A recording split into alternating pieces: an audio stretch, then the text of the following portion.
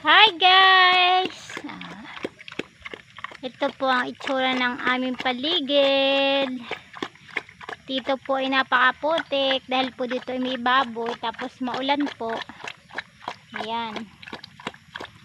Si Jam Jam, 6 months na po siya, tapos nabarakuha na din po. Nagkakaroon na po ulit ako ng inahin na baboy. Ayan po yung aming paligid. Uy! Jam Jam! Ang aming paligid. Ayan po, ganito lang po ang buhay namin dito. Yan naman po yung Paragos. Pagkukuha po ng tubig at malayo po dito ang tubig. Mahirap. Kulit mo si Jim Jim. Kapatid po yan ni Jam Jam.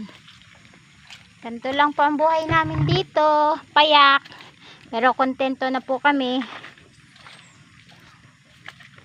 Kahit po maputik, kahit malayo ang tubig, kontento na po kami dito. Masaya na rin po kami. Basta tahimik din po ang buhay namin.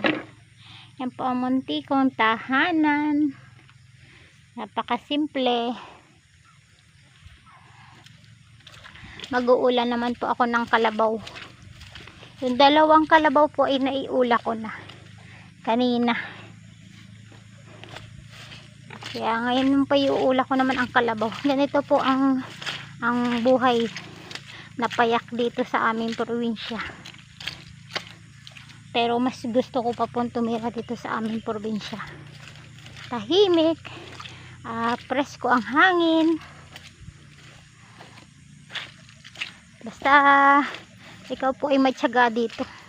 Hindi ka po dito mawawalan. Marunong ka magtanim. Marunong ka mag-alaga ng hayop. Siyempre, may tiyaga ka. Hindi po mawawalan ng patutunguhan ng inyong hangarin. Napakaputik po. Ang putik talaga, sobra. Lagi na lang maulan. Naambon na naman nga po. Yung inahin naman na kalabaw ang iula ko.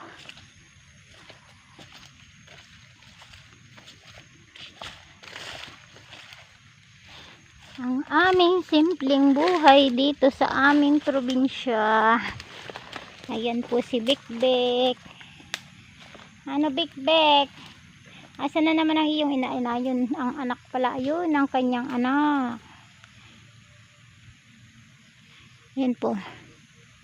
Yun ang kanyang anak. Yun. Lilipat ko po muna po si Bikbik. Yan lang po. Thank you po sa panonood. Sana po ay kahit simple lang ay kayo ay nag-e-enjoy sa aking ginagawa. Thank you po. Sana po ay mag-subscribe po sa aking YouTube channel. Thank you po ng marami.